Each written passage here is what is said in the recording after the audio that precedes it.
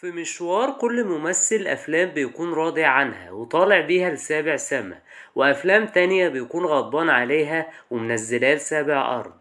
عادل إمام بالأرقام والإيرادات هو أنجح ممثل في السينما المصرية، لكن ده ما يمنعش إن مشواره الفني مخلاش من الأفلام الهابطة. بالمناسبة عادل إمام له رصيد كبير من الأفلام الهابطة اللي كان أغلبها في فترة السبعينات. بس احنا مش هنتكلم عن أفلام المقاولات اللي عملها عادل إمام، احنا هنتكلم عن فيلم الحريف، الفيلم اللي عادل إمام بسببه قرر إنه ما يشتغلش مع محمد خان تاني. بس قبل ما أكمل كلامي ياريت يا صاحبي تكون جهزت كوباية الشاي، لأن المشخصاتي هيبدأ الحكاية بتبتدي في سنة 1984 لما بيقرر المخرج محمد خان إنه يعمل فيلم يرصد فيه مشكلة المهمشين في الأرض. المهمشين الناس اللي مش عارفين يحققوا أحلامهم، ناس اتولدوا بمهارات وإمكانيات عالية جدا، لكن للأسف البيئة اللي هما موجودين فيها بتفرض عليهم إنهم يكونوا حاجة تانية عكس الحاجة اللي هما بيحلموا بيها. الصراع ده بيعيشه فارس طول أحداث الفيلم.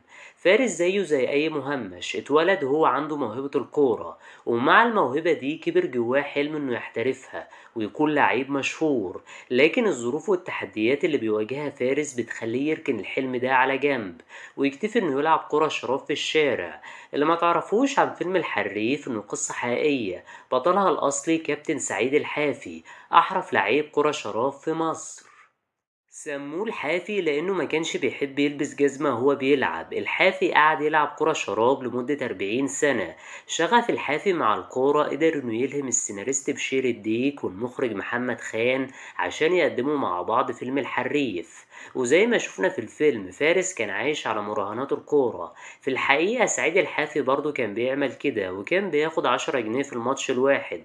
وكان هو أول لاعب مصري يلعب ماتش الاعتزال، وحضر ماتش الاعتزال بتاعه عتاولة الكرة المصرية في الوقت ده زي إبراهيم يوسف وزكريا ناصف وأحمد شوبير ومصطفى عبده وحمدي نوح. شافه بصراحة بقى ليه زي ما كنت بتسرقني، والغريب ان مفيش حاجة بتبان عليك.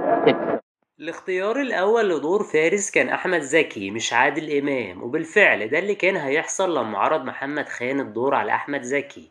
والإمبراطور تحمس جدا وكان شايف إن الدور ده هيكون علامة مميزة في مشواره الفني. لكن كل حاجة باظت لما أحمد زكي حلق شعره ومحمد خان ما كانش عاجبه ده، وهنا راح الدور لعادل إمام. في الوقت ده عادل إمام كان هو نجم الإيرادات الأول في السينما، وكان صعب على أي ممثل تاني إنه يهزم عادل إمام في شباك التذاكر. لما اتعرض فيلم الحريف الفيلم محققش إيرادات عالية في دور العرض، وبسبب كده عادل إمام ندم جدا على الفيلم وقرر إنه ما يشتغلش مع محمد خان تاني. وكان الحريف هو التعاون الأول والأخير بينهم. عادل إمام كان بيهتم بالنجاح الفني والتجاري، وده اللي ميزه عن أبناء جيله. قصة عادل إمام مع الحريف بتفكرني بقصة نور الشريف مع فيلم آخر الرجال المحترمين. الفيلم عانى من نفس مشكلة الحريف، وهي الإيرادات الضعيفة في دور العرض السينمائي وعدم تحقيقه للنجاح التجاري. لكن الفرق بين عادل إمام ونور الشريف إن نور الشريف ما كانش مهتم خالص بالنجاح التجاري، وكان بيهمه النجاح الفني أكتر. والدليل على كده إنه بعد عرض آخر الرجال المحترمين نور الشريف كمل على أفلام من نفس النوعية. في نفس الوقت اللي فشل فيه فيلم الحريف في السينما شادر السمك لأحمد زكي نجح نجاح كبير جدا، ودي كانت أول مرة فيلم لأحمد زكي يجيب إيرادات أعلى من أفلام عادل إمام. لكن بالرغم من النجاح الكبير اللي حققه شادر السمك أحمد زكي ما كانش مبسوط، وده اللي حصل لما قرأ منشط الصحفي كاتب خبر إن شادر السمك جاب الحريف الأرض. وهنا أحمد زكي اتصل بالصحفي وقال له إزاي تكتب الكلام ده؟ انت عارف انت بتتكلم عن ايه؟ انت شفت الفيلم اللي انت بتقول عنه انا جبته الارض ده بدل ما تكتب ان انا كنت غبي عشان خسرت فيلم مهم زي ده وعملت فيلم تجاري. طيب ايه اللي كان ممكن يحصل لو القدر اتغير واحمد زكي هو اللي عمل الحريف مش عادل امام؟ اكيد طبعا الفيلم ده كان هيروح لحتة تانية خالص مع احمد زكي، خصوصا ان الدور لايق عليه اكتر من عادل امام.